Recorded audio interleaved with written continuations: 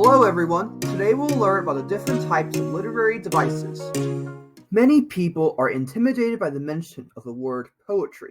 It is often perceived as something that is cryptic and beyond understanding. But there are some pieces of information that can help us to grasp poetry, whether we're just starting to learn about analyzing poetry or trying to find our own poetic voice. Poetry has often been reflected as the voice of a time. Meaning, subject matter, and language choices may change with whatever is considered an everyday concern in the current society's expectations. Not many contemporary poems will use the same language as Shakespeare, but that does not mean that they are any less valid, and likewise, poetry that lasts through the transition of time still resonates with the reader in some way. Words are the tools of a poet, and poets are particular about their tools. Examine each word and its relationship. Consider not only the standard definition, but the extended definition as well. Explore the effect that the substitution of a synonym would have on how a line of poetry could be understood or how it can make a reader feel. By considering these things, we are learning to understand diction and tone. Diction and tone are two terms that are useful when trying to write about poetry, and it is equally important to understand their impact when writing poetry ourselves. Let's get started with a list of devices. Alliteration is a line of poetry consisting of words beginning with the same letter. For example, the wiggly wobbly wagon wheel.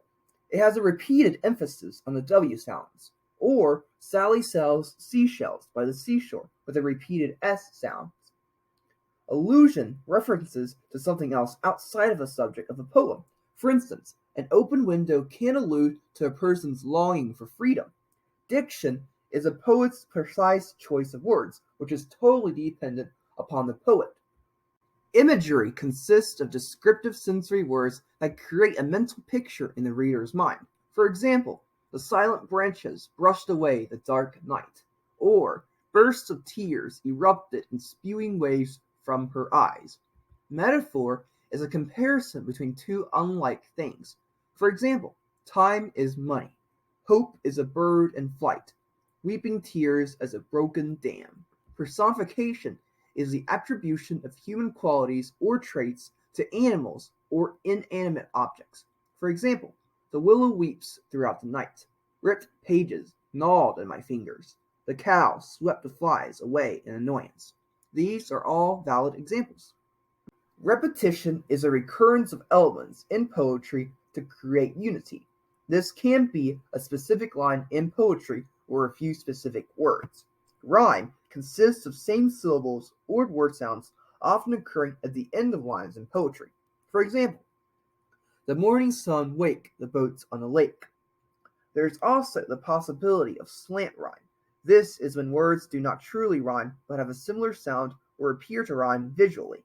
Bridge/grudge, orange/forage, said/paid. Rhythm is a repetition of stressed and unstressed syllables, which create a certain sound and pace. To do so is up to the writer.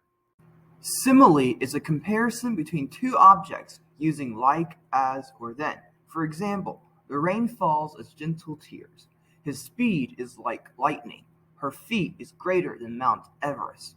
Symbolism uses one object to suggest another meaning. For instance, bird wings might symbolize freedom or release. Doves may symbolize peace. An open window may symbolize opportunities. Theme is a dominant unifying idea within a poem.